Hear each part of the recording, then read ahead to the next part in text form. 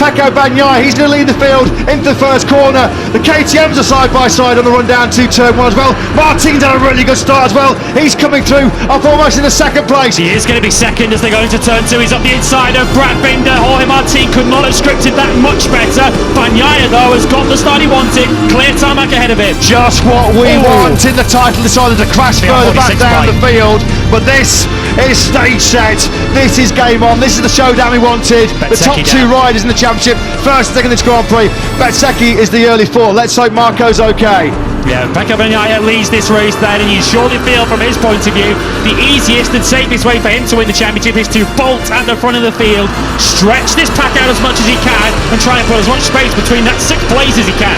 It's all gone to plan then really for the top two men. Bagnaia coming down through the tyre punishing turn 13, but once again Bagnaia's just a little bit wide, a little bit offline. They've got to be careful, it's dirty offline here, and is that going to cost him some exit speed? Can Martin pounce on the run to the first corner?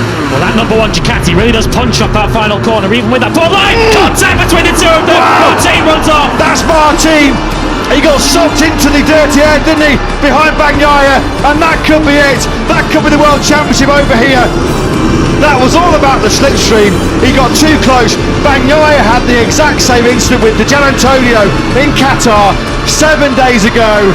Have we just seen the key moment of this year's MotoGP World Championship at turn 1 on lap 3 here in Valencia? Well, that's cost Jorge Martin 6 places. Binder up to second now from Miller, Zarco, Vinales, Marc Marquez and Alex Marquez. All of those riders are between Bagnaia and Jorge Martin. It cost him, as you can see on the screen, over 2 seconds. They've got to send a message now, haven't they, to Bagnaia? Surely now. He must have felt it. Bagnaia, yeah, he must have felt it. You've got no idea how close that was to disaster.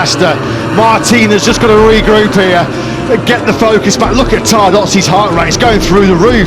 It was about 90 before the Grand Prix started, nudging close to 140 beats a minute. This is the big moment then. This was all because Bagnaia ran wide at the final corner. He's going to get sucked into the dirty air there. Ooh. How close was that? You saw there, Bagnaia's Ducati actually shook, I think, in the turbulence. Like from the back of Bagnaia. That was so close. That was a carbon copy moment, wasn't it, of Bagnaia and the Gian Antonio in Qatar, millimetres away from the pair of them going down. Well, Pecco Bagnaia leads by 0.3 of a second. Bagnaia in the lead, he's not getting away.